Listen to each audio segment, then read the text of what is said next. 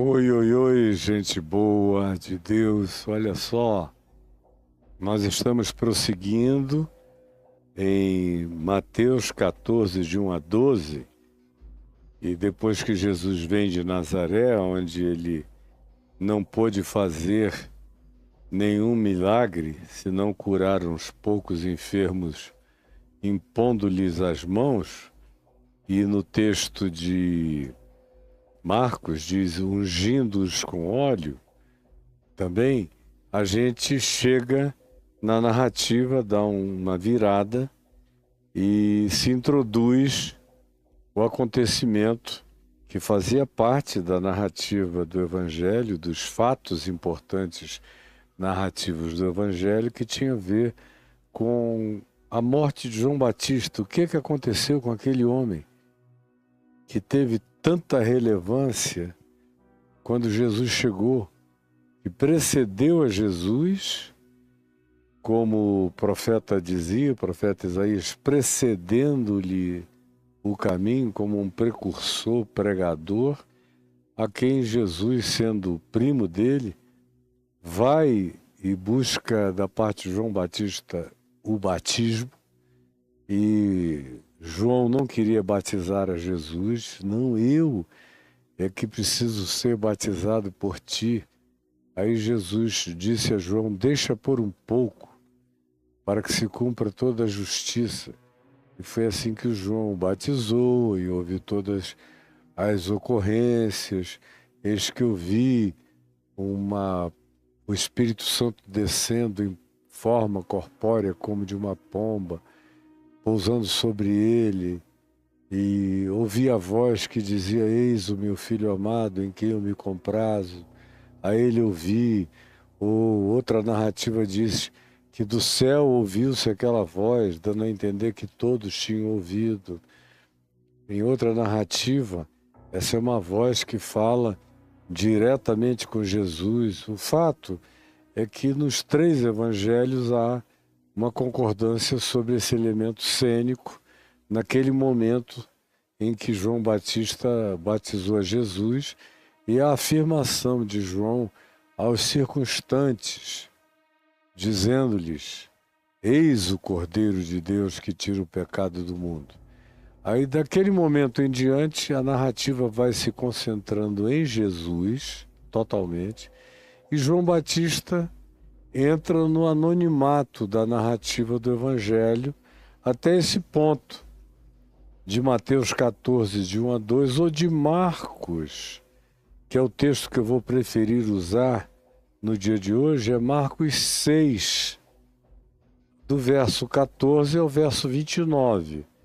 Então, para você que está seguindo tudo, acompanhando tudo, eu acho que quando se trata da narrativa da morte de João Batista, enquanto a gente tem uma narrativa em Lucas 9, de 7 a 9, outra em Mateus 14, de 1 a 12, nenhuma delas é mais completa, nem de longe, quanto essa de Marcos 6, de 14 a 29. E eu convido você a acompanhar comigo a partir da narrativa paralela, sinóptica, aqui de Marcos, capítulo 6, de 14 a 29. Entendidos estamos todos nós? Então, olha só. Diz assim: chegou isto que... Bom, no texto de Mateus, o que vem imediatamente antes, no contexto antecedente, é aquela situação fracassada de Nazaré, onde Jesus não pôde fazer nenhum milagre em razão da familiaridade, do preconceito, da falsa sensação de intimidade, dos sentimentos todos que eu listei ontem para vocês todos aqui, mostrando as dificuldades adicionais de se acolher uma pessoa que venha carregada de graça sublime, quando ela faz parte originalmente do nosso ambiente imediato, quando cresceu com a gente, e a gente tem memórias da nossa própria mediocridade na relação infantil, e a memória da parentela, a memória de tantas coisas.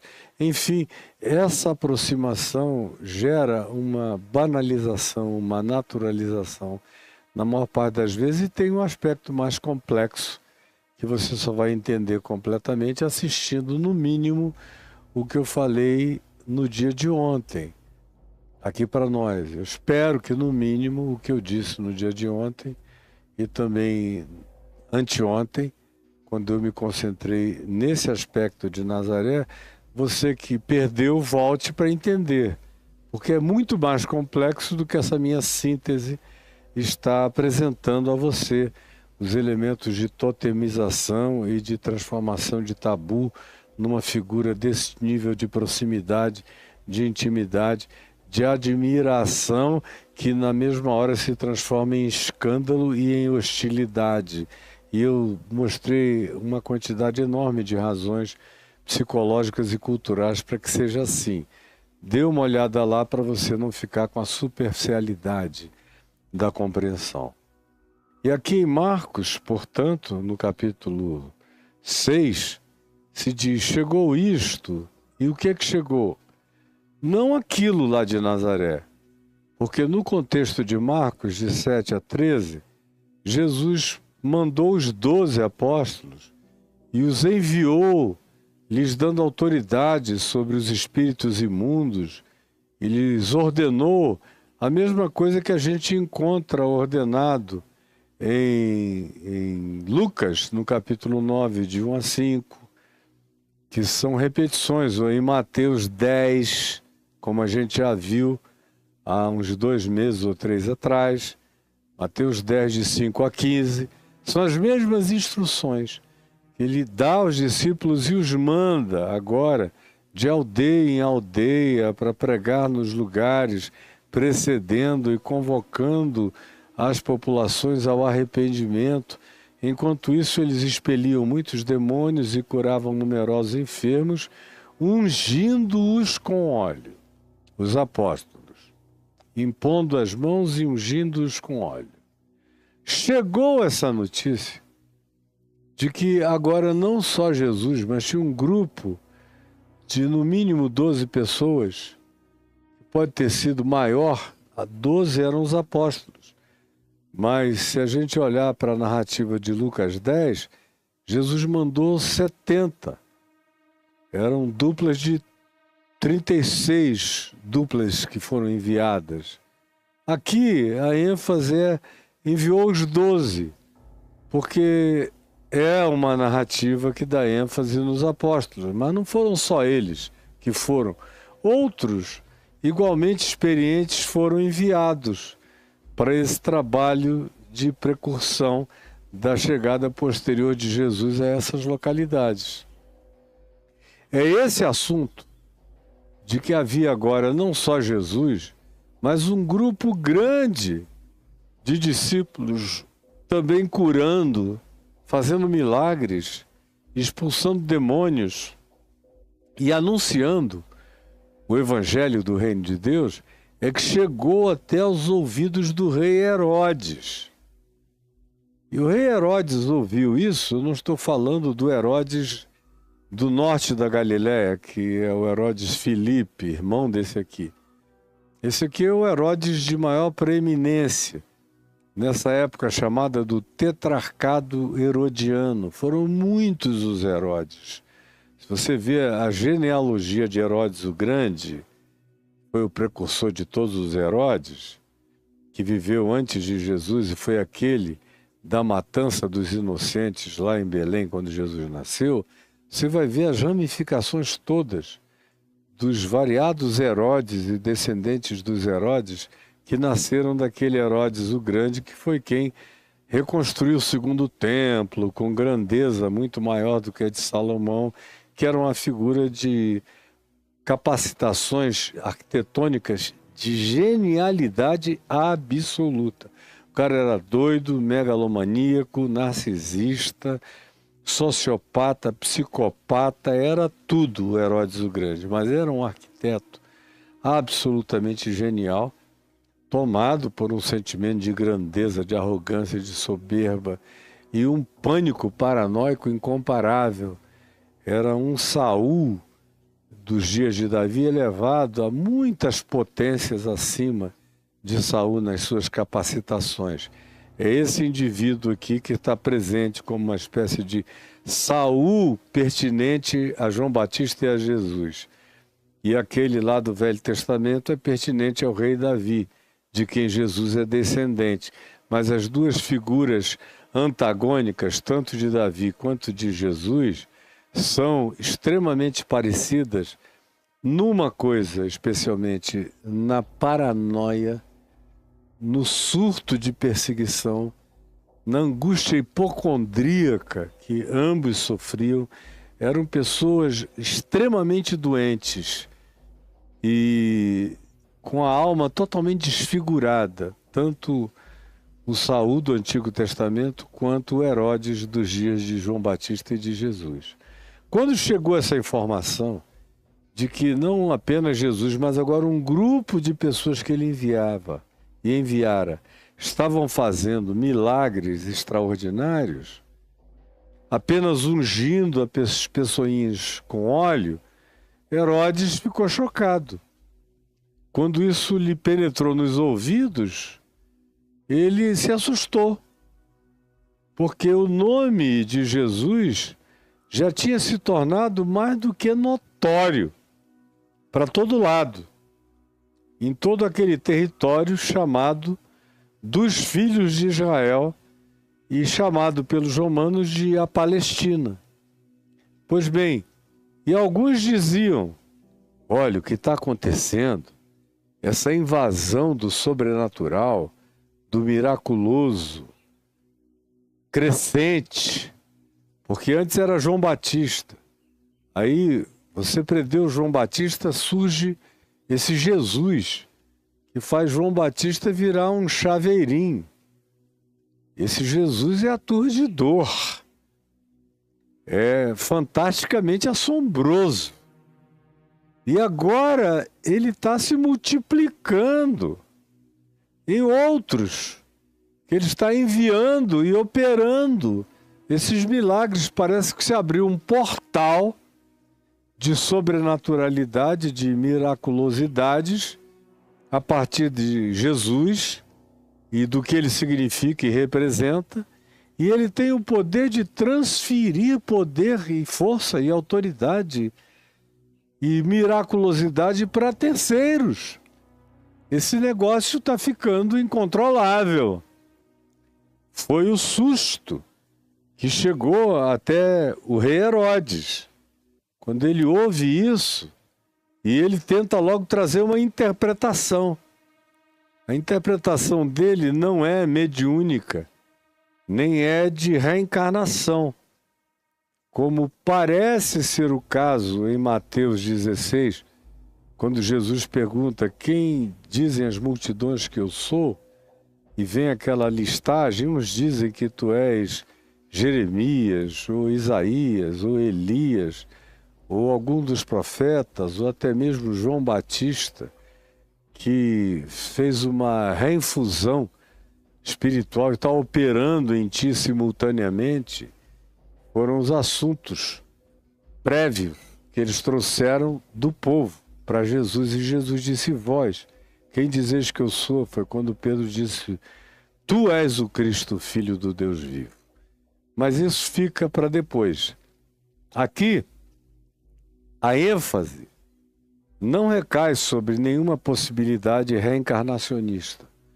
Conquanto houvesse, especialmente na Galileia dos gentios, uma influência multicultural dos povos todos à volta e das caravanas que passavam dos grupos subsaarianos e da Etiópia e do Egito, dos Nabateus e de Edom, Amon e Moabe, de toda aquela região da Decápolis, das Decapólis, e as caravanas que passavam na frente de Cafarnaum se dirigiam aos roteiros mais longínquos, chegando no final à Índia, iam e voltavam com informações variadas, de modo que a Galiléia não é chamada à toa de Galiléia dos Gentios, porque também havia um fomento de natureza, de concepções religiosas, informações e trocas as mais variadas com os grupos religiosos de toda a terra, muito mais na Galiléia do que, por exemplo, em Jerusalém, onde as caravanas não passavam tanto. Era um lugar mais protegido para a aristocracia. Eles mandavam as coisas que eles queriam que fossem compradas, serem compradas por outros e levadas para serem vendidas no mercado mais puro de Jerusalém, que era uma cidade eminentemente religiosa e dominada pelos líderes e donos da religião de Israel e os gestores do templo e das guardas religiosas que trabalhavam em favor deles, na defesa deles e sob o comando deles. Pois bem, aqui a ênfase de Herodes não recai sobre reencarnação, mas ele diz, é João Batista. Alguns diziam João Batista, que ressuscitou de entre os mortos. Por isso nele operam forças miraculosas. Pelo menos na corte de Herodes, o que prevalecia como interpretação que explicasse a proliferação miraculosa de novos agentes do sobrenatural enviados por Jesus era a ressurreição de João Batista, que parece que tinha se diluído a partir de Jesus, potencializado Jesus, e Jesus estava distribuindo um poder muito maior que procedia dele e agora ele distribuía com outros. O que se não explica, todavia, é o fato de que o apóstolo João diz, confessando o que o povo em geral falava, que João Batista nunca tinha feito nenhum milagre. Nenhum. Não há ninguém que pudesse dizer, eu fui curado por João. João veio como um profeta sem milagres, só com palavra, com exortação, com admoestação. João, na verdade, não operou nenhum sinal, nenhum milagre. Aí se acrescenta no Evangelho de João, porém, tudo quanto ele disse acerca de Jesus era verdade. Essa é a ênfase do apóstolo João no seu Evangelho acerca de João o Batista, em relação a Jesus. Mas aqui, em Marcos, esses da corte do rei Herodes dizem é João Batista. Por quê? Porque o elemento culposo estava pulsante ali dentro da corte. Todo mundo respeitava João Batista. Ninguém podia acusar João Batista de nada.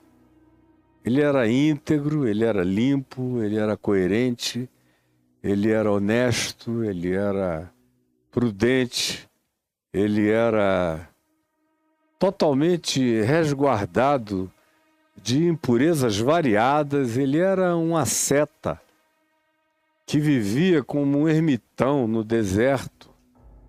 Ninguém tinha nada a dizer de João Batista, ele mal aparecia nos lugares sociais ou públicos. Ele não se banqueteava, ele não ia a lugar nenhum. Quem queria ouvi-lo tinha que se dirigir aos lugares remotos do deserto da Judéia, onde ele pregava, ou às margens do Jordão, quando ele passou a batizar, já lá embaixo no Rio Jordão. Ou seja, para ouvir João Batista, a pessoa tinha um trabalho. Tinha que ir até ele, porque ele mantinha a tradição profética dos verdadeiros profetas de Israel, que era ficarem sempre em lugares separados, marginais e reclusos. Diferentemente dos falsos profetas de Israel, que iam morar na corte para adularem o rei, a rainha, para oferecerem profecias que agradassem a realeza, as autoridades e os ricos das cortes. E esses eram sempre os falsos profetas. Porque os verdadeiros profetas estavam sempre longe do poder. No máximo, eles eram chamados depois que todos os recursos relacionados aos falsos profetas tinham sido esgotados e algum rei um pouco mais criterioso queria ouvir uma palavra mais sóbria, dizia, não, esses aqui só falam o que a gente quer ouvir. Chama aquele cara, como aquele tal de Micaías, nos dias de Acabe e Josias, que só fala o que ninguém quer ouvir. A gente está precisando de alguém que não tenha respeitos humanos, que tente falar da parte do Senhor. Aí trouxeram o profeta Micaías, que iniciou a profecia dele com uma grande ironia e um sarcasmo. Até que o rei diz, você está de gozação com a gente sabe que você está repetindo o que esses caras aqui da corte estão falando. Fala a verdade. Aí ele disse, não, o que eu vejo é que hoje até o fim do dia vocês vão estar esfacelados. E aí contou a história inteira da derrota que aconteceria. Foi o que aconteceu efetivamente. Pois bem, isso é só um exemplo para mostrar que todos esses profetas que você lê no Velho Testamento eram homens da marginalidade, eles não habitavam as cortes. Eles eram solicitados. E outras vezes nem solicitados, eles pregavam nos lugares onde eles habitavam e a notícia corria até o ouvido dos reis, dos sacerdotes, das autoridades que se enchiam de ódio e tomavam providências sempre hostis contra eles. Mesmo antes de matá-los, prendiam, hostilizavam, colocavam em poços de lama, como foi o caso de Jeremias, acusavam de traidores da pátria, porque eles diziam que os inimigos viriam e tomariam o poder por causa da idolatria, da pecaminosidade, da iniquidade, das práticas horrendas de Israel, que sempre foi um povo de dura cerviz. E são raros os momentos de quebrantamento do povo de Israel na presença de Deus. Pois bem, mas a ênfase desse pessoal que está com essa culpa latente, porque Herodes tinha mandado matar João Batista, que era um homem acima do bem e do mal, acima de todas as corrupções, acima de toda e qualquer notícia que pudesse ser fantasiada a seu respeito. O que se alega é que o último dia, porque quando se fala em ressurreição aqui nos dias de Jesus, especialmente depois do exílio em Babilônia e entre os persas, foi quando surgiu o desenvolvimento das teologias da ressurreição. Você vê no profeta Daniel, no profeta Ezequiel, e tem o desenvolvimento posterior das literaturas judaicas pseudoepígrafes, ou chamadas apócrifas, quando começa a superabundar a ideia de ressurreição que você não encontra no Velho Testamento clássico, aqui da Bíblia que você lê. Praticamente não tem alusão à ressurreição, tem algumas suaves alusões em Jó, ou aqui e ali, mas muito parcas. Isso cresce como matemática e que vira teologia, que vira escatologia judaica, em Daniel, em Ezequiel e posteriormente nos textos intertestamentais, ou seja, entre Malaquias e a chegada de Jesus do Novo Testamento. É quando a ideia de ressurreição, de vida eterna, de transcendentalidade, de prosseguimento da vida se desenvolve na mentalidade rabínica e na mentalidade acadêmico-cultural das seitas religiosas de Israel, dentre elas a principal, a dos fariseus. Mas os essênios tinham uma escatologia muito semelhante do final dos tempos. Só os saduceus é que não criam nem espírito, nem anjo, nem ressurreição dos mortos, nem coisa alguma. Eles se mantinham fiéis à tradição do Velho Testamento, do Eclesiastes de Salomão e de todos aqueles textos que, aonde a existência contemporânea acaba, acaba tudo. E no máximo tem um ecozinho distante de uma ressurreição, quem sabe, de um dia tão remoto que não se fala nem a respeito do assunto. Aí, nesse sentido, tinha um monte de povos da Terra que eram muito mais evoluídos sobre a perspectiva da sobrevivência do espírito depois da morte, acerca da ressurreição dos mortos, acerca da transcendência e entrada em outros mundos e dimensões, da existência de seres de outras dimensões espirituais que você vê muito do Velho Testamento, nos anjos que aparecem aqui e ali, mas é nesse intervalo, no período intertestamental, em que essas concepções que tinham sido extremamente desenvolvidas a partir do pensamento dos babilônios, dos medos e dos persas, ou seja, de origem mesopotâmica original, é que tinham impregnado agora a cabeça dos rabinos e dos acadêmicos judaicos, de modo que houve uma transição extraordinária do elemento factualmente preso ao espaço-tempo e a essa existência que terminava na sepultura para uma transcendência maior. Israel aprendeu isso no cativeiro em Babilônia entre os medos e os persas. E não é à toa que o profeta Daniel é um profeta daquele tempo, o profeta Ezequiel é um profeta daqueles dias. E você vê que a alusão ao elemento ressurreição vem desse tipo de datação histórica, mas chega presente aqui nessa corte de Herodes com a força de que João Batista não era um reencarnado, mas um ressuscitado dentre os mortos. E se diz, por isso nele operam forças miraculosas. Outros diziam, é Elias. É igualzinho lá em Marcos 16. As mesmas figuras que são aventadas. Ainda outros diziam, é um profeta, como qualquer um dos profetas que nos precederam. Mas gente que carregou alguma manifestação especial do poder de Deus. Esse Jesus está tomado de uma potencialidade agora maior, aparentemente, depois da morte de João. Será que João o potencializou? Será que ele é uma manifestação de identidade dupla dele próprio, de João Batista ressurreto, energizando, potencializando o ser dele, a tal ponto que agora ele distribui essa quantidade enorme de pessoas com esses poderes miraculosos? Ou seja, eu só estou dizendo a você que em cada tempo, em cada geração, em cada ambiente político, religioso, geográfico, histórico, as pessoas fizeram todos os tipos de interpretação do que bem desejaram. Como acontece nos nossos dias.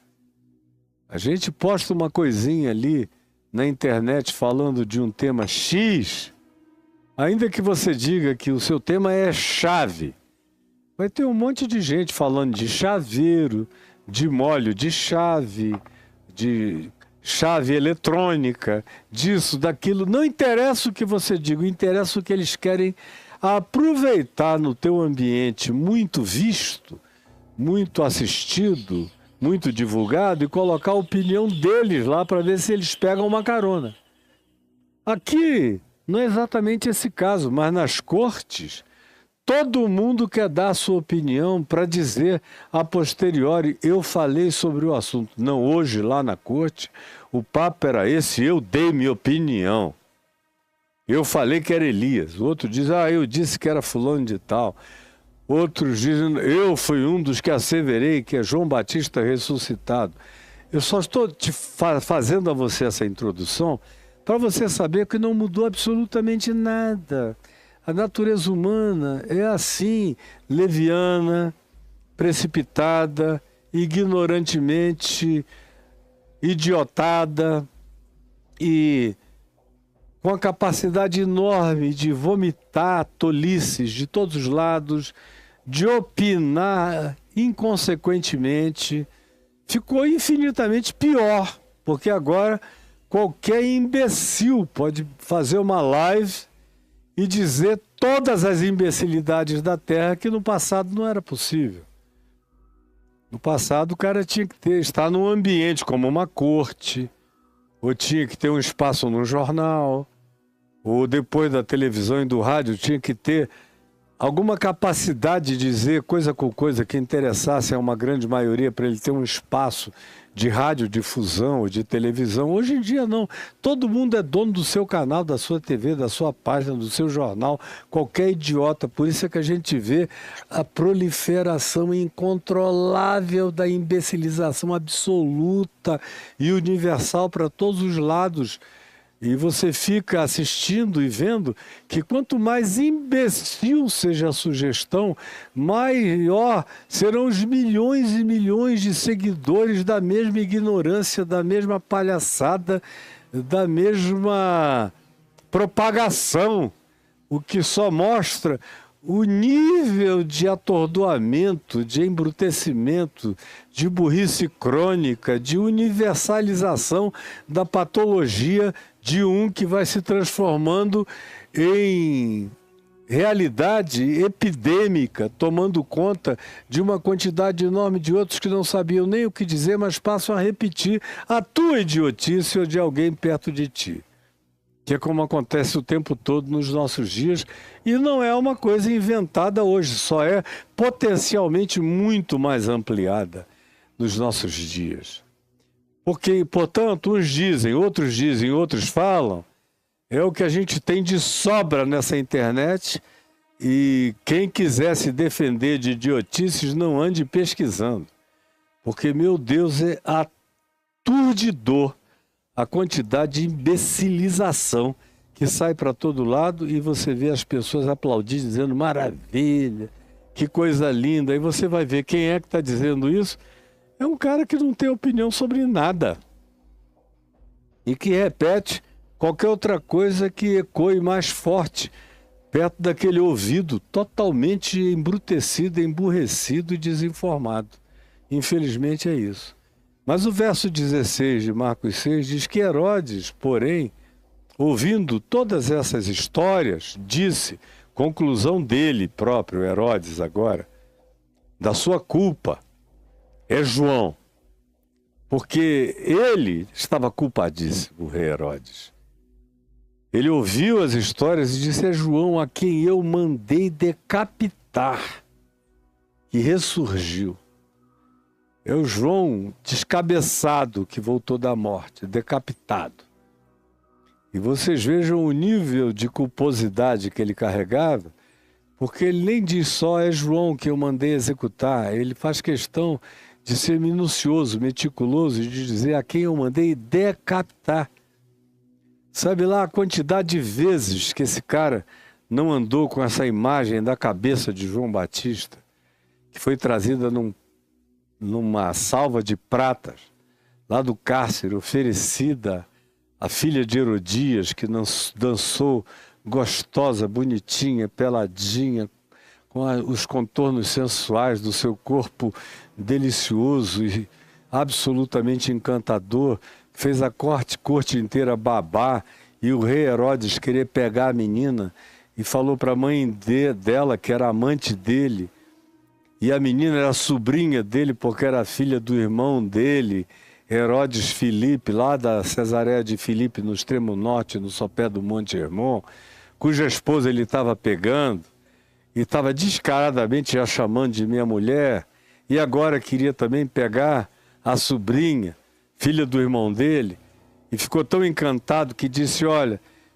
essa bundinha mexendo, esse quadrilzinho, essa dança do ventre, esses seios lindos, essa menina extraordinariamente, eu dou metade de tudo que eu tenho para você deixar, Herodias, eu ficar com ela. Eu pegar essa garota também. E aí, essa é a proposta que ele faz.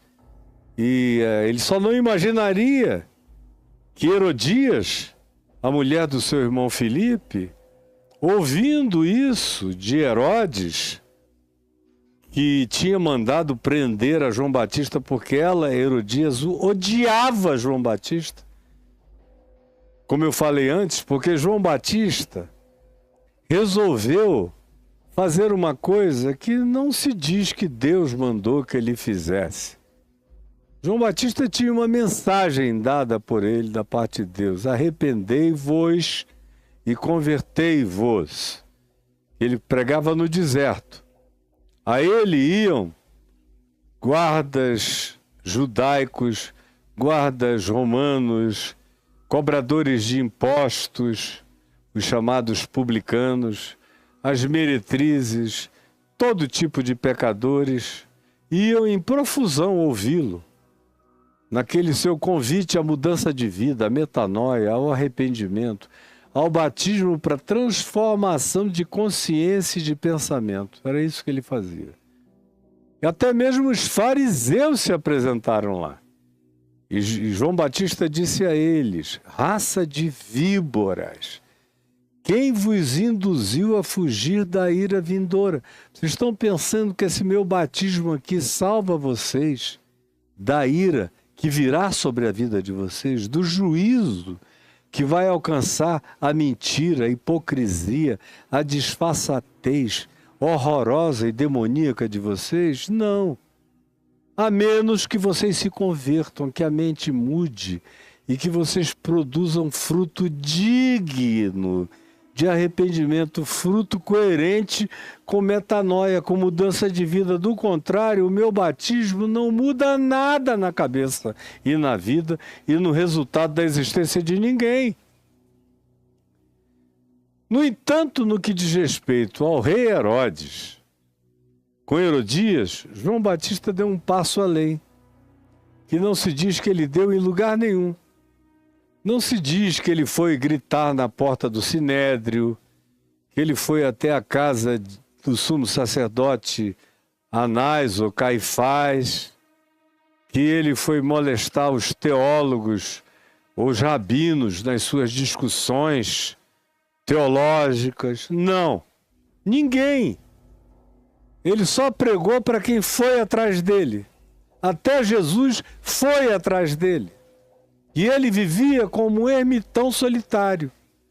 Mas em relação a Herodes, ele ganhou uma intimidade diferente.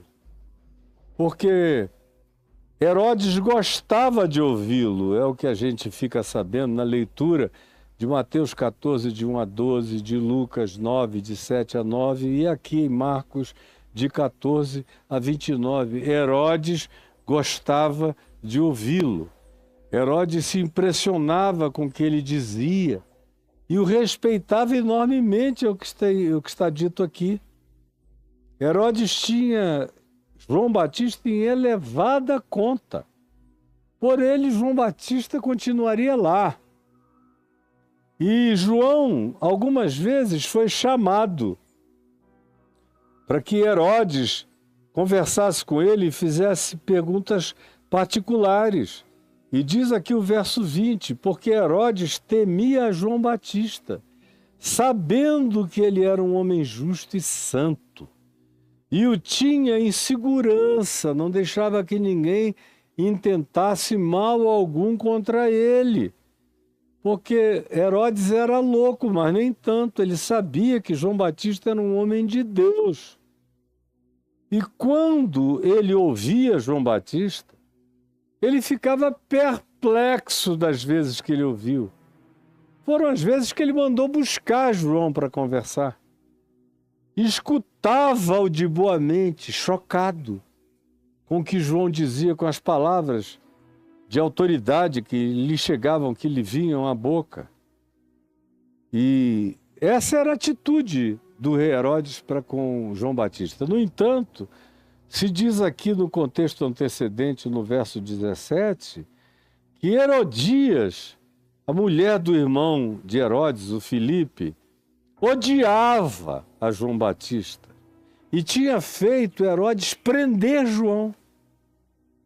Prender. Se você não quer matar, prende, porque eu não aguento mais. Ele vê a gente juntos, ele fica gritando: adultério, adultério, não te é lícito deitares, dormires, transares com a mulher do teu irmão, que está vivo lá no norte, casado ainda com ela, e tu, porque és mais forte, mais poderoso, mais velho, mais dominador, pegaste na mão cheia. É pecado teu e dela. E ela queria era poder, o Herodes que tivesse mais poder. Ela não queria o sobrenome da família, ela queria o poder de quem mais podia e teria a oferecer. E era esse Herodes aqui, o mais velho dessa tetrarquia. E, portanto, diz o verso 19, Herodias odiava João e queria matá-lo. Mas não podia, porque Herodes o defendia, o protegia. Até que chegou esse dia excepcional para Herodias, que é o dia do aniversário de Herodes. Herodes estava fazendo anos. E ele deu um banquete enorme e chamou representantes, dignatários, consulados, gente com grandezas representativas de todos os lugares que ele pôde alcançar com convite e trazer. Trouxe todo mundo para o seu palácio em Jerusalém e ofereceu um banquete absolutamente grandioso. E também aos oficiais e militares romanos e oficiais do templo judaico e aos principais ricos e poderosos da Galileia e das Decapólis. Chamou todo esse pessoal e fez uma festaça. E dentre os elementos de entretenimento da festa, Herodes, querendo agradar os seus convidados, vendo que a enteada, que a sobrinha dele, a mulher da amante dele, a filha do seu irmão, Filipe, tinha se tornado uma gata linda, sensual e maravilhosa, ele disse, eu quero que ela dance para todos os meus dignatários na minha festa, e alegrem a festa, ela alegre com essa beleza extraordinária que ela carrega. E aí é a hora em que a menina entra e dança, e gera esse furor geral nos homens todos. Herodes está ali com um desejo, com uma ereção incontrolável, uma vontade de posse, de possuir, de devorar a garotinha, de fazer dela propriedade comestível, da sua gula, do seu hedonismo. Aí ele vira, depois desse espetáculo de nudez sensual e de perplexidade quanto à beleza apreciada por todos, ele disse à jovem, pede-me o que tu quiseres e eu te darei, sua linda. E jurou, se você me pedir, mesmo que seja a metade do meu reino, eu dou a você. Você vale cada centavo, sua gostosa. Aquela loucura de um homem surtado de desejo, com muito poder na mão. E aí ela saiu do meio da festa, de diante do trono do rei, procurou a sua mãe ali ao lado e falou no ouvido da mãe, escuta, ele está me oferecendo qualquer coisa, até metade do reino. O que eu peço? E a Herodias odiava tanto, tanto, tanto a João Batista, que ela não quis a metade do reino. Ela podia ter dito, aceita. E a gente vai ficar mais poderoso do que o teu pai, lá no norte, na Cesareia de Filipe. Muito mais, porque aqui é onde a grana está, o poder habita. Mas não, o ódio de Herodias era uma coisa tão fixada em João Batista, que ela trocou os milhões e milhões, as realidades todas, as riquezas, os utensílios, os ouros, as pratas, as joias, as pedras preciosas, os baús de tesouro, por um único pedido. Pede agora mesmo, nesse instante, sem demora, a cabeça de João Batista num prato. E aí a menina vem, toda linda e sensual, e diz: o que eu quero é a cabeça de João Batista agora, não daqui a um dia ou dois, nesse instante, nesta festa. Eu quero a cabeça dele pingando de sangue numa salva de pratas. Numa salva de pratas. Viu, Caio? A cabeça de João Batista numa salva de pratas.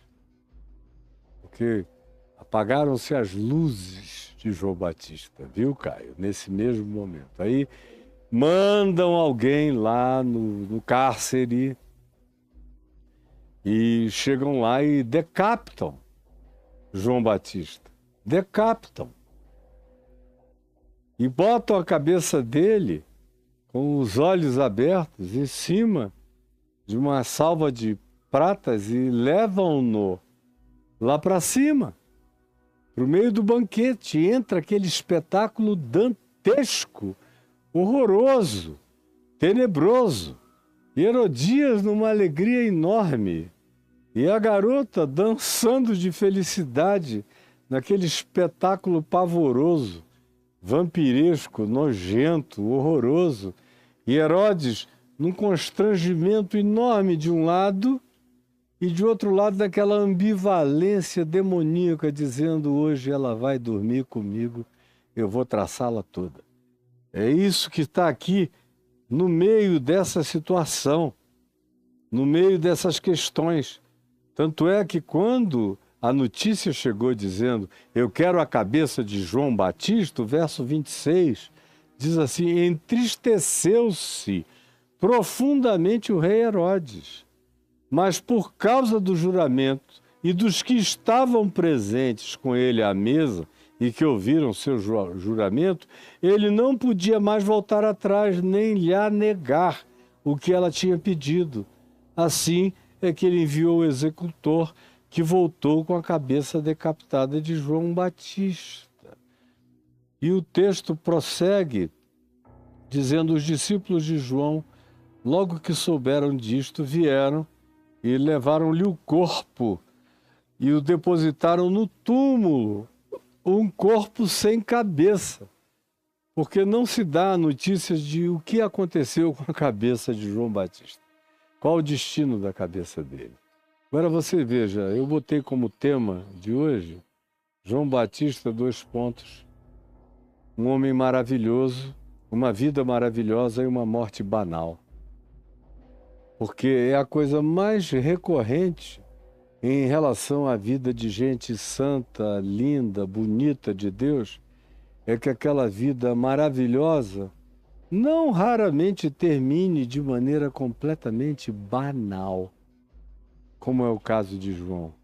Jesus diz de João: dentre os nascidos de mulher, ninguém foi como João até o dia de hoje. Embora eu vos diga que daqui para frente até o menor no reino dos céus será maior do que João. Jesus também tinha dito: a lei e os profetas, a lei de Moisés e os profetas, todos, tiveram vigência até João Batista. Agora o que se prega e o que vale, e o que está determinado, e o que está em validade perene e irrevogável é o Evangelho do Reino de Deus.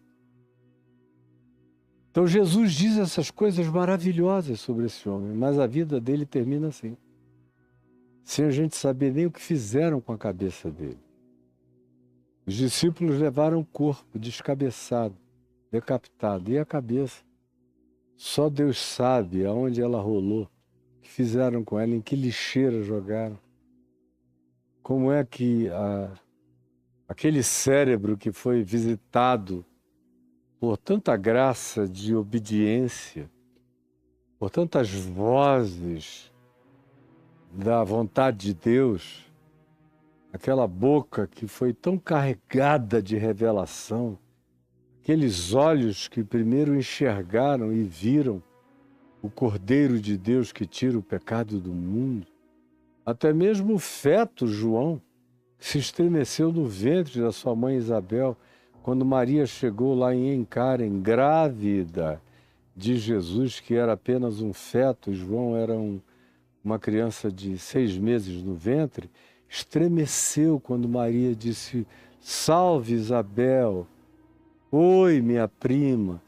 João tremeu no ventre e Isabel disse: a criança se estremeceu de alegria pela voz da tua saudação, porque de onde me provém que me venha visitar a mãe do meu Senhor, do meu Salvador.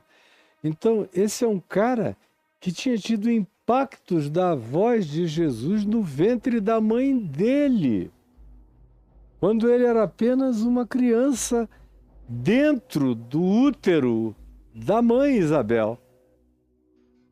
E que foi quem batizou Jesus, foi quem primeiro viu: olha o Cordeiro de Deus que tirou, tira e tirará.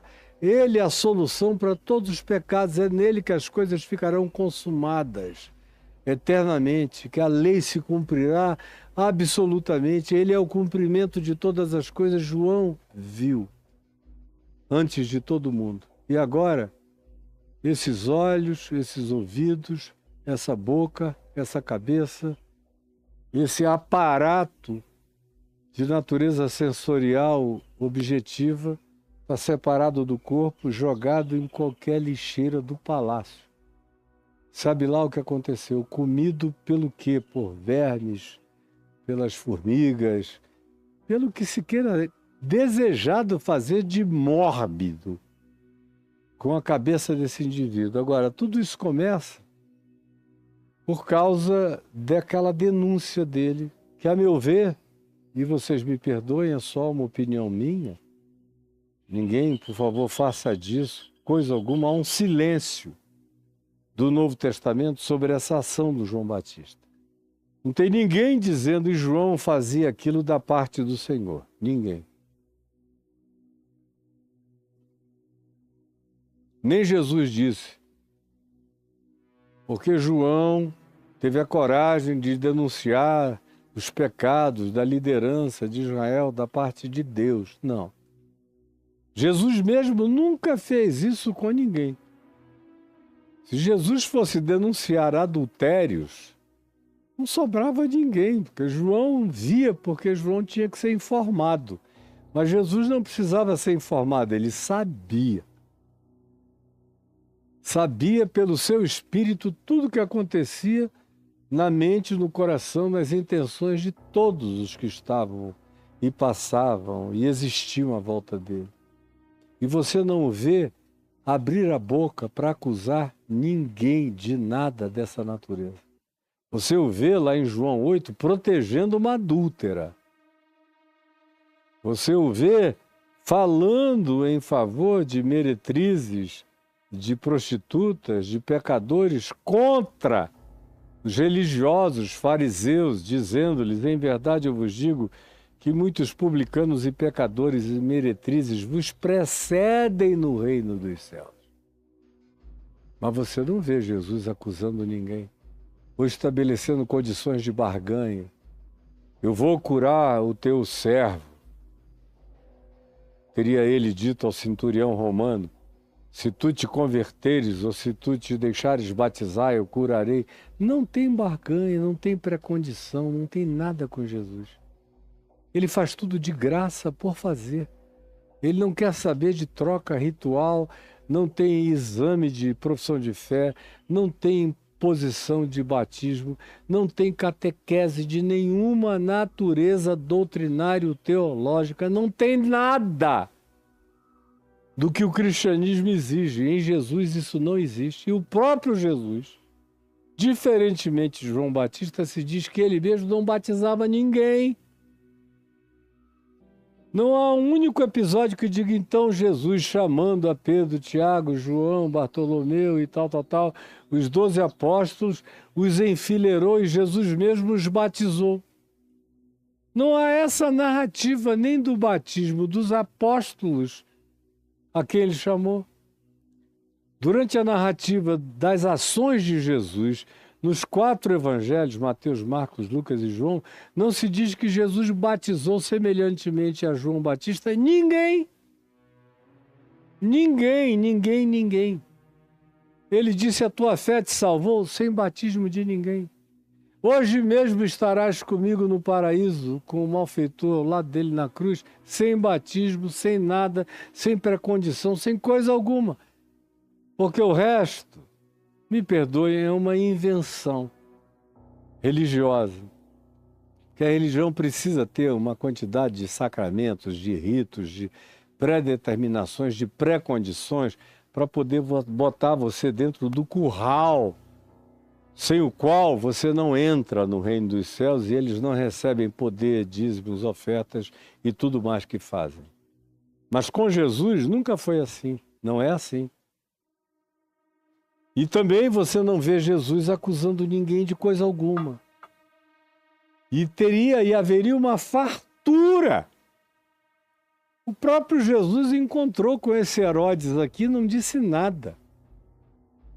O texto, mais adiante, não muito tempo depois, 1 ano e pouco depois no máximo, Jesus está na presença deste Herodes aqui. E não lhe diz palavra. Herodes fica pedindo sinais, prodígios, maravilhas, curas, eu quero ver. Fala alguma coisa, diz alguma coisa. E Jesus ficou calado. Não disse nada. Nem para ele, nem para a corte, nem para Herodias, nem para ninguém. Absolutamente ninguém. E não há nenhuma denúncia de Jesus em relação a ocorrências morais, conjugais, de ninguém nos 4 evangelhos. Ninguém. E quando ele diz geração de adúlteros, ele não está se referindo especificamente apenas à traição que configura o adultério tópico e típico. Não. Ele está chamando esse povo de adúltero conforme a tradição dos profetas do Velho Testamento, que chama Israel de adúltera e de prostituída, tomada por espírito de prostituição, significando com isso algo muito para além de adultério tópico, físico, e muito para além da prostituição, assim caracterizada como profissão, ou troca, ou barganha, com dinheiro, com prestação de serviços sexuais a homens, como era o caso na antiguidade, sempre. Não. Os profetas tinham na sua designação de adúltero e tomados por espírito de adultério e de prostituição, a infidelidade do povo de Israel para com o Senhor Deus, para com Adonai, para com o Senhor Deus único e verdadeiro. Era uma denúncia à múltipla adoração de Deus em Israel. Israel sempre foi politeísta. A Bíblia é que é um livro monoteísta, mas Israel era politeísta. Mesmo quando eles iam ao templo adorar a Deus, eles tinham acendido uma vela em outro lugar. Eles adoravam a Astarote, a Baal, a Moloque, faziam a sua fezinha para Dagon, para as divindades todas à volta, para a divindade feminina de Acera. Eles tinham no deus El, uma divindade que às vezes eles aplicavam o nome ao Senhor Deus Adonai e outras vezes era vinculada ao deus cananita El, casado com Acera ou com qualquer outra divindade. Israel viveu em estado de prostituição. Israel dizia que era casada com o Senhor Deus único e verdadeiro. Ouve, ó Israel, o Senhor nosso Deus é o único Deus, assim da boca para fora. Mas no dia a dia, o cotidiano de Israel era cheio de idolatrias. E de tudo aquilo que se dizia que, se Israel fosse o povo de Deus, Israel não deveria fazer. E na maior parte esmagadora do tempo e dos séculos e das eras foi sempre assim. Como no dia de hoje continua a ser. E nos dias de hoje, até aqueles que não praticam isso são idólatras da Torá, do Muro das Lamentações, do lugar antigo da esplanada do templo, querem destruir a mesquita de Elaxá e o domo da rocha para fazer o terceiro templo lá. São idólatras das mesmas coisas que os profetas do Velho Testamento e Jesus denunciou como idolatria para além dos ídolos. Porque esse é um conceito de geração adúltera e prostituída sempre foi muito mais amplo do que tópico. Quando você ouve Jesus falar uma geração adúltera e perversa me pede sinais, era o pessoal que estava pedindo milagres, milagres e milagres. Do tipo de milagres que eles pediam aos sacerdotes pagãos. Eles queriam nivelar Jesus com as operacionalidades pagãs das divindades pagãs que eles cultuavam. E eles respeitavam alguém não pela verdade do ensino que proferia, mas pela quantidade de mágicas, de feitiços, de magias, de poderes, de sobrenaturalidades, de paranormalidades que a figura expressasse. E de Jesus vem essa denúncia. É nesse sentido que é uma geração adúltera.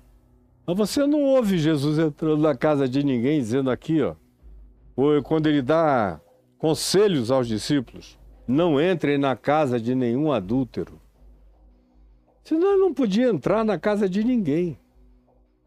O que ele diz é, procurem ver se nessa casa vocês encontram pelo menos um filho da paz.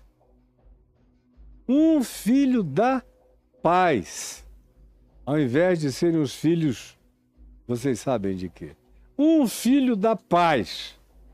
Aí vocês já podem ficar porque tem um ponto de conectividade. Do contrário, não. Mas João Batista tomou para si um lugar que a gente não encontra no Velho Testamento da parte de nenhum dos profetas veterotestamentários, nenhum deles. Qual foi o profeta do Velho Testamento que acusou adultério de qualquer rei? E olha que os reis do Velho Testamento, adultério era brincadeira. Eles podiam fazer o que eles quisessem. Mas você não vê os profetas dedicados a isso. Você os vê afirmando a iniquidade, a injustiça, a corrupção da vida deles que corrompia o povo todo, a corrupção dos sacerdotes, a mentira dos profetas, que corrompiam toda a consciência nacional, que estimulavam aquela diversidade, aquela pluralidade politeísta de todos os lados. É isso que você vê na denúncia dos profetas. Você não vê porque você não lê. Você não gosta de ler a Bíblia, não quer saber. Por isso você não sabe nada de coisa nenhuma, mas você não vê. E eu sei porque eu sei. E não tem ninguém que, sabendo, consiga me contraditar. Não há essa alusão. João Batista parece inaugurar uma era de perseguição a um rei em relação a uma mulher. Você vê o que se diz, Elias diz para o rei Acabe, conquanto Acabe fosse casado com uma mulher perversa chamada Jezabel, mas você vê que em momento algum Elias decide partir para um embate corpo a corpo com Acabe ou com Jezabel. Ele confronta os profetas de Baal, isso tudo. Mas quando Acabe, e quando especialmente Jezabel fica sabendo que Elias tinha feito o que tinha feito e matado todos os profetas dela, os profetas de Baal e do poste ídolo, e Elias ouve essa história, Elias se refugia do outro lado, para além das terras chamadas de Israel ou Palestina, no deserto do Sinai, no Monte Horebe, numa fenda, saiu correndo, com medo das consequências do que Jezabel poderia fazer. Isso é extraordinário sobre a natureza do profeta Elias, que era um cara tão corajoso e veemente, mas de repente num cansaço, bate um surto de uma depressividade apavorante nele, como eu já preguei milhares de vezes, tem até livros meus publicados sobre a condição psíquica de Elias, naquelas circunstâncias narradas lá no livro de Reis. Pois bem, nenhum deles, jamais, mas João Batista assumiu para si essa prerrogativa de correr atrás da carruagem. Adúlteros! Adúlteros! E, a meu ver, lendo João Batista a partir de Jesus e não Jesus a partir de João Batista, se Jesus é a minha chave hermenêutica, é a minha chave hermenêutica para avaliar João também. Então eu leio João Batista a partir de Jesus, e é a partir de Jesus que eu sei que a lei e os profetas vigoraram de Moisés até João. Sei também que até aqueles dias ninguém tinha sido maior do que João, mas que o menor no reino dos céus é maior do que João. Sei da relatividade de João por causa de Jesus, porque é Jesus quem relativiza João. Embora ele disse, para trás não houve ninguém igual, agora para frente todo mundo pode crescer infinitamente para além disso, porque é comigo que vocês vão aprender. João Batista disse, eis o Cordeiro de Deus, seguiu. E mandou que todos os seus discípulos, os de João, seguissem a Jesus. É com Jesus que eu aprendo. João Batista não é absoluto de nada para mim. Ele é um exemplo lindo de fidelidade humana, de integridade humana, de uma pessoa que nos limites da sua compreensão foi até onde pôde, mas que também, a meu ver, ultrapassou esses limites, e a própria morte dele foi uma invocação inconsciente acerca da terminação da sua vida, porque seria impossível você imaginar que ele ficaria gritando, gritando, gritando para sempre, para Herodes e Herodias, que eles eram adúlteros, e gritando na corte, e gritando atrás da carruagem, e gritando na rua, aonde quer que eles fossem, ele gritando, aparecendo nas beiradas ou sobre os montes e gritando, adúlteros, adúlteros, para todo lado. Isso é uma coisa insuportável, então, tanto quanto hoje ou em qualquer ocasião. E o interessante é que você não encontra os profetas do Velho Testamento fazendo isso com ninguém, você não encontra Jesus fazendo isso com ninguém, você não encontra os apóstolos de Jesus fazendo isso com ninguém, você não encontra depois nem Paulo fazendo isso com ninguém. E quando ele faz, é um caso extremo, de um cara que tinha possuído a mulher do pai, lá em 1 Coríntios, no capítulo 5, em relação a quem Paulo usa palavras veementes, em razão das quais, na segunda epístola, no capítulo 2, ele se mostra arrependido pelo exagero das suas práticas. Estou falando agora de Paulo, porque não é um critério de Jesus nem do Evangelho sair fazendo o que João fez.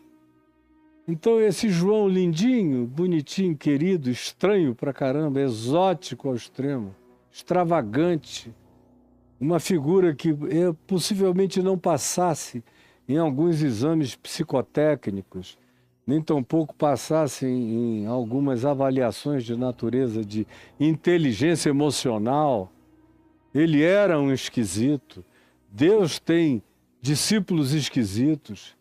Tem gente linda e boa de Deus, diferente da grande média humana, estranha à totalidade da sociedade humana, mas nem por causa disso deixam de ser pessoas bonitas de Deus. E João Batista era um desses caras bonitos de Deus. Mas vocês vejam como não há nenhuma semelhança entre João Batista e Jesus. João Batista não come nada, Jesus come tudo. João Batista não bebe nada, Jesus bebe tudo. João Batista anda sozinho, Jesus anda com todo mundo. João Batista não ouve muitas perguntas, ele tem muitas afirmações a fazer. Jesus tem muito ouvido para ouvir, para rir, para se divertir, para banquetear-se, para se deixar chamar amigo de pecadores. Quando é que você pode imaginar João Batista sendo chamado de amigo de pecadores? Então se viu João Batista num banquete, conversando com os pecadores. De modo nenhum.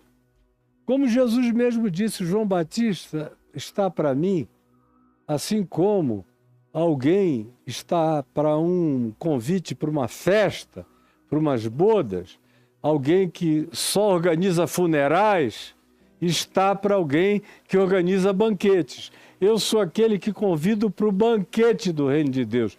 João Batista convidava para o funeral. Foi Jesus que usou essa imagem, acerca da qual a gente já viu aqui em Mateus 11 e ainda veremos a repetição em outras ocasiões. Então, nada a ver entre eles. E, a meu ver, essa morte de João Batista foi praticamente uma invocação inconsciente, porque era impossível que alguém fizesse o que ele estava fazendo sem jurisprudência profética anterior, nem contemporânea, nem exemplo algum de Jesus que justificasse essa prática e não viesse a receber a punição que ele recebeu, ainda que, se dependesse exclusivamente do rei Herodes, ele tivesse sido poupado, porque Herodes temia pelas consequências espirituais sobre ele, Herodes, porque reconhecia que, apesar de todas as manifestações de estovamento, de grosseria, de ogrice, de expressão grotesca, muitas vezes João Batista, ele era um homem santo e justo de Deus. Mas muitas vezes eu já conheci tantos homens santos, justos de Deus, ogros, que eu tive que chamar num canto e dizer, olha, ama a Deus, mas pelo amor de Deus, não seja mal educado. Eu já fiz isso muitas vezes com muita gente boa. Eu sei que você é sincero, mas você está sendo mal educado. O Evangelho de Jesus também apresenta os modos de Jesus. Você não é chamado para obedecer os modos de Moisés, os modos de Elias, os modos de Davi, os modos de João Batista, os modos de Pedro, não. Você é chamado a obedecer os modos, as gentilezas, os tratos, as relações, as afabilidades de Jesus conforme a pertinência. E o encaramento que Jesus fez de grupos específicos, sempre dentro do extremo insuportável das pertinências, mas nunca fora das pertinências. Bom, isso foi a introdução de hoje. A gente prossegue. Eu estou aqui sem saber nem se hoje é quinta-feira. Hoje é quinta? Isso. Tá, então eu volto com você só terça que vem, dando prosseguimento. Mas, na minha opinião, pode sair dizendo por aí, não tem problema. O Caio falou que, na opinião dele, João Batista foi decapitado porque falou o que não precisava ter falado. Porque gritou de maneira puritanamente ortodoxa e violenta e grotesca e insistente e inconveniente e ogra e para além dos limites, o que Jesus não praticou, o que os profetas não fizeram, ele extrapolou e aí deu ocasião para que aquele ente diabólico que era o Herodias dissesse, vamos fazer pé-pé, vamos brincar com a cabeça, com a bola da cabeça de João Batista na nossa festa da perversidade.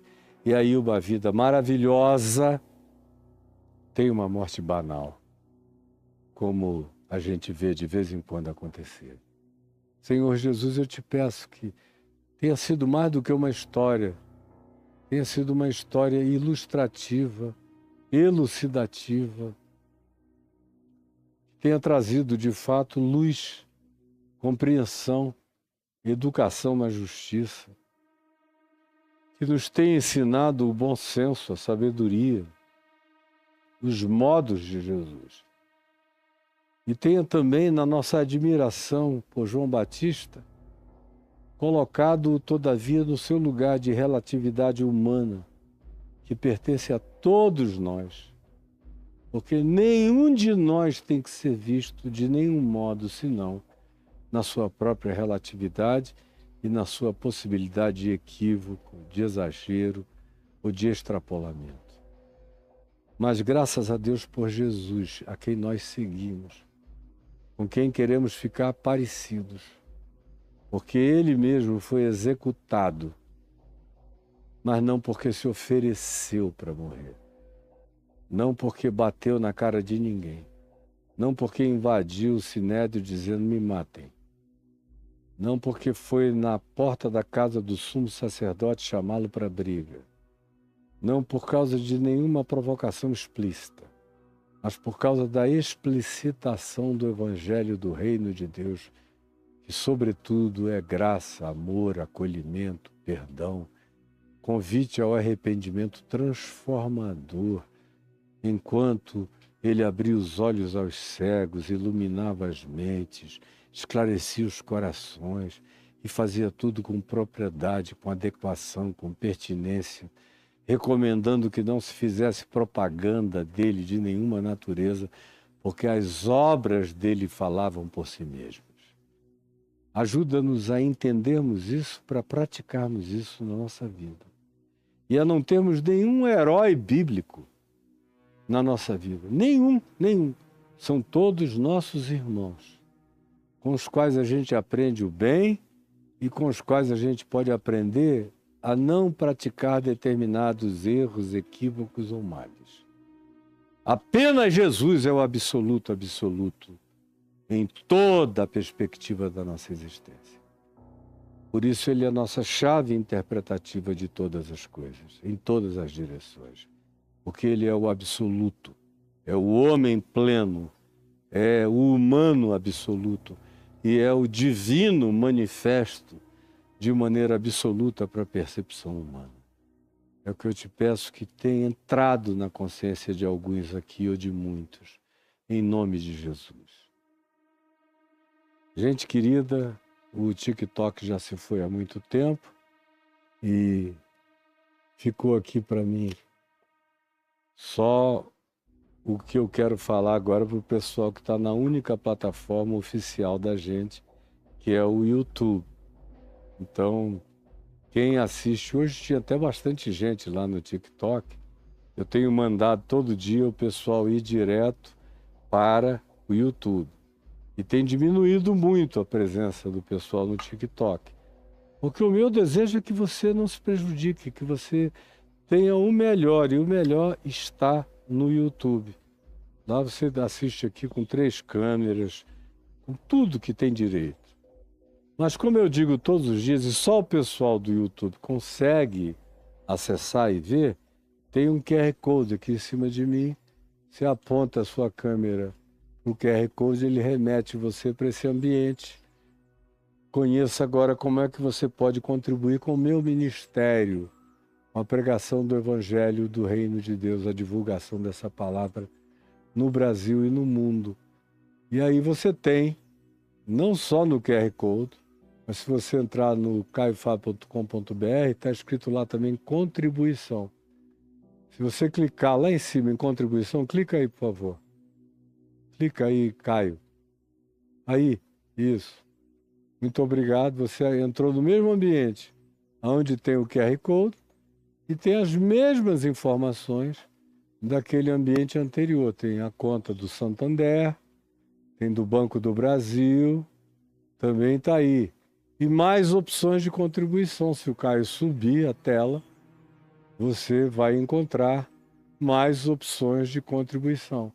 Aí você clica aí nessas contribuições, cai nesse lugarzinho aí, que te remete para essa quantidade de contribuições. Os 2 bancos, os cartões Visa, Mastercard, American Express, Diners Club International, cartão Elo, para você usar qualquer desses cartões para fazer uma doação hoje, agora, ou uma contribuição regular, mensal, conforme você defina e sabe fazer.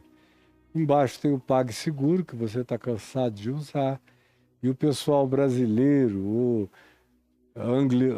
angolano, moçambicano, ou de outras nacionalidades portuguesas, nos Estados Unidos, ou na Ilha da Madeira, Guiné-Bissau, tantos lugares do mundo onde eu sou assistido, sabem usar o PayPal, porque tem PayPal nesses lugares.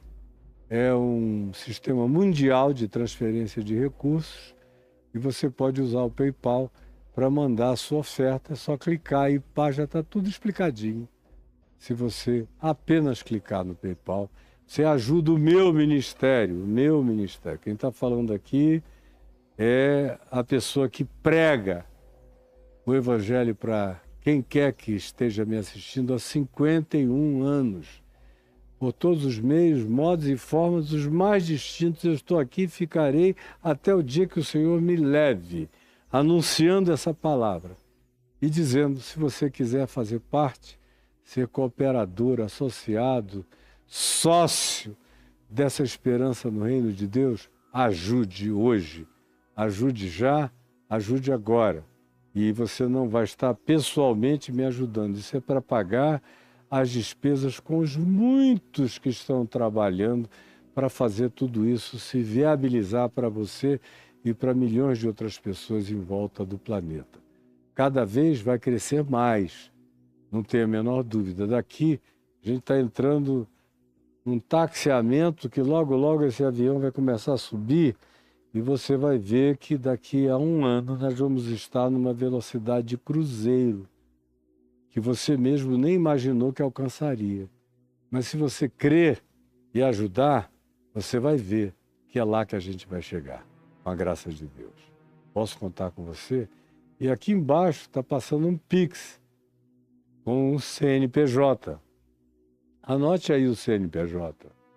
Também é contribuição com o meu ministério. Você anota o Pix, faz o Pix, é instantâneo, fez agora, pô, caiu imediatamente. E a gente agradece de todo o coração.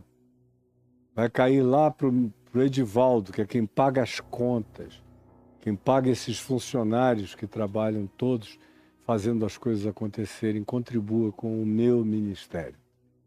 Aí tem um segundo Pix aí, que já não é para o meu ministério, já é pessoa física.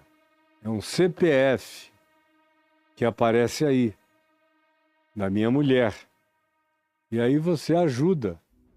E a gente come, bebe, paga água, paga luz. A gente conserta as coisas aqui. Agora mesmo eu estou fazendo obras aqui. Obras ali para melhorar um estúdio, para botar um fundo infinito.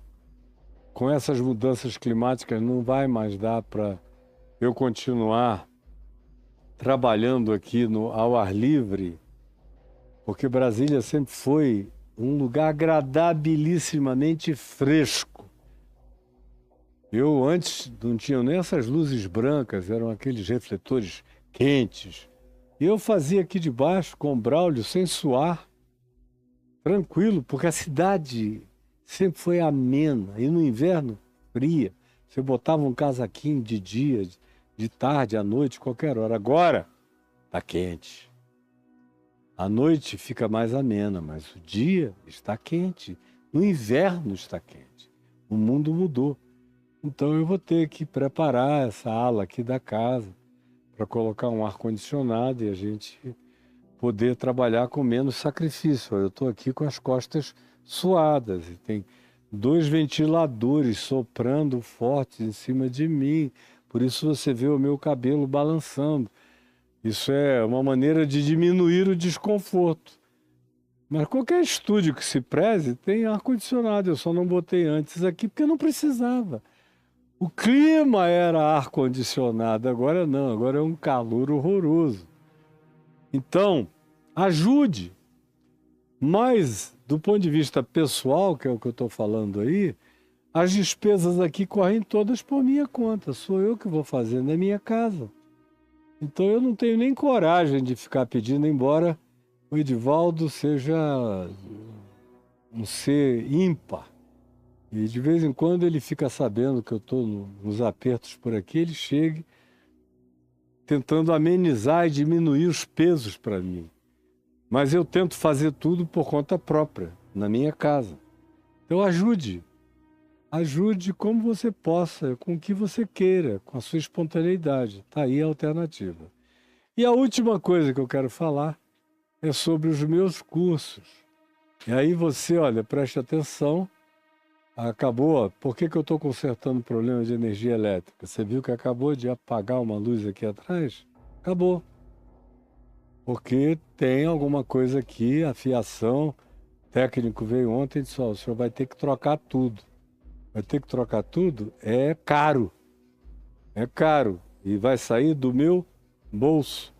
Então, por isso tem esse Pix pessoal, porque eu também tenho responsabilidades pessoais. Hoje de manhã, tinha uma pessoa que tinha prestado um serviço para mim e que eu vi que ultimamente ela estava muito aflita. Eu já tinha mandado a metade, aí hoje eu vi que ela estava aflita de manhã. Eu não tinha o recurso, mas fizemos das tripas coração, eu e minha mulher. Fomos atrás aonde não havia, só para acabar com a angústia do moço. Então, essas contribuições pessoais chegam para essas soluções pessoais. Então, além do Pix, quando você compra esses cursos, você também está contribuindo comigo. Embora eu, quando pense nos cursos, quando eu grave os cursos, amanhã, por exemplo, por que não vai ter a continuidade de Mateus 14? Porque eu vou passar o dia gravando salmos para o curso O Poder dos Salmos, que já está sendo oferecido aí no caiofabio.com.br. O Poder dos Salmos. Já gravei 200 e tantos. Vou gravar 1000. Vai atender as pessoas durante anos e anos e anos, com uma força de transformação e de compreensão poderosos, como sinceramente você vai procurar no mundo inteiro, eu estou falando do planeta Terra, e você não vai encontrar 1000 explicações dos salmos tão adequadas, tão pertinentes, tão bíblicas, tão coerentes com Jesus, porque é vendo o salmo a partir de Jesus como chave hermenêutico-interpretativa que você vai receber aquele evangelho de salmos transformando a sua vida. Então amanhã é dia de fazer isso. Porque eu, quando vou fazer, eu não penso um minuto que eu estou fazendo aquele curso, porque com ele eu também vou receber alguma coisa. Metade virá para mim, para minha mulher, para a nossa vida.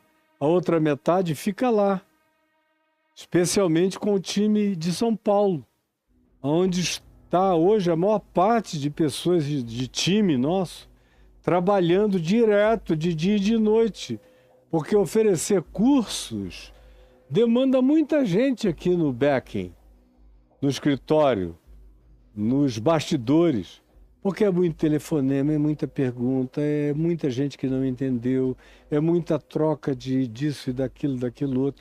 É uma quantidade enorme de interrelacionamentos que precisam ser cobertos por pessoas reais trabalhando lá. Então, quando você entra aí no caiofabio.com.br, ele cobre tudo hoje. Antigamente você tinha o caiofabio.net, acabou.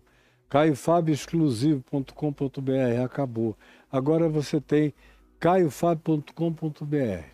Se você escrever só isso, você já cai naquele ambiente do meu site, que está aí, ó. Aí se você for ali em cima e clicar em cursos, clique, por favor. Entrou nessa página, que é a única página de cursos que eu tenho agora. Nenhuma outra mais me representa.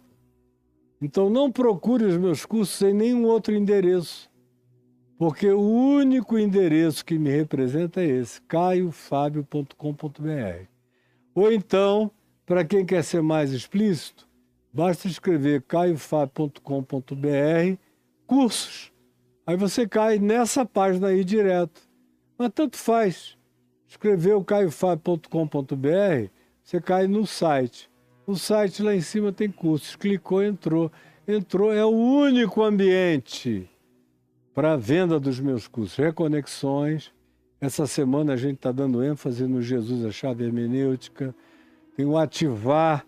tem feito bem à vida de milhares de pessoas. Tem as gravações gravadas no Monte Ararat, na Turquia, até a ilha de Patmos, na Grécia, passando por todas as cidades bíblicas da Turquia, do dilúvio ao Apocalipse. Esse curso, você tem medo de quê? Que é uma coisa que, sinceramente, tem um poder de uma simplicidade transformadora, desparalisadora.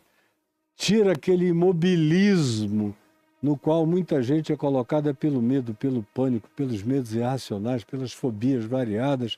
Você pode se ajudar dramaticamente se fizer esse curso de 10 aulas, de 2 horas cada uma, para você fazer meticulosamente. Cada um desses é explicado por mim. Quer ver? Clica em cima de qualquer desses ambientes, Caio, por favor. Clique. Clicou? Olha quem aparece. Sou eu explicando o que o curso é. Explicando aqui em casa, aonde tudo foi gravado e é gravado. Te explicando o que é que você vai encontrar ali. E o que é que você pode esperar de soluções para a sua vida a partir desse curso, que eu recomendo com todo o meu coração para você, porque eu sei o benefício que ele vai lhe causar, com absoluta certeza. Então, dito isto, pode voltar aqui para mim. Você escreve caiofabio.com.br, é somente esse endereço. Esqueça os outros. Não venha depois me dizer, eu fui lá e encontrei outra coisa. Porque eu estou explicando a você que não é mais meu ambiente. Pode ser que o endereço esteja lá, mas o resultado, onde você vai chegar, não tem nada a ver comigo. Teve a ver comigo durante 10 anos, mas de algum tempo para cá já não mais. E eu estou fazendo todo o esforço para deixar todo mundo esclarecido. E por que mudamos de uma plataforma para outra? Porque nos foi necessário e conveniente, porque já não estava mais nos atendendo. Nada contra outra plataforma, me serviu maravilhosamente durante 10 anos. Agora a vida cresce, progride, evolui, a gente faz upgrades, a gente continua melhorando. Todo mundo que assiste às minhas redes sociais me diz, meu Deus, o que aconteceu? Elas melhoraram muito mais. E eu digo, é só o começo, você vai ver. Daqui a mais uns meses ou um ano você vai ver que todas elas, além disso, todos os meus cursos, além disso, meu ministério em inglês, em espanhol, em outros lugares, vai alcançar o mundo inteiro com uma qualidade cada vez maior e eu convido você a ser parte disso. Se edificando através desses cursos que você recebe como oferta minha, para o seu benefício e que trazem também benefício a mim e que trazem benefício imediato a esse ministério que, com a graça de Deus, nem depois que eu partir dessa terra vai acabar. Preste atenção, eu vou partir um dia, mas o que Deus me deu e que está aqui estocado aos milhares e milhares e milhares, vai ter vida útil muitos anos, sabe por quê? Porque eu não estou falando sobre coisas circunstanciais, eu estou falando sobre coisas eternas, que mudam as gerações, mas o conteúdo, a significação, o poder transformador e a utilização que o Espírito Santo faz da aplicação daquele conteúdo é perene. Assim como você perenemente lê as cartas de Paulo, se for esperto, perenemente lê os salmos, de preferência tendo Jesus como chave interpretativa, perenemente lê a Escritura inspirada por Deus, porque ela não tem prazo de validade, exceto aquelas que Jesus e os apóstolos disseram, passou, que é a maior parte das coisas do Velho Testamento de Moisés, exceto aquelas vinculadas aos profetas e que Jesus mencionou e absorveu como evangelho do reino de Deus. Então, isso não tem prazo de validade. Você for para a geração Elon Musk, para Marte, você vai sentir falta do que eu estou ensinando hoje aqui no Evangelho. A durabilidade é perene, é maravilhosa, é permanente. E nós estamos nos esforçando para que as próximas gerações de discípulos continuem a espalhar, a espalhar, a espalhar, a espalhar, a espalhar, até que o Senhor venha. Que Deus abençoe você, um grande beijo, fique com Jesus até terça que vem. Amanhã eu estarei aqui, mas sem transmissão, gravando os salmos, o poder dos salmos. Em nome do Senhor Jesus. Um beijo no coração. Gente linda, gente boa. Amém, amém e amém.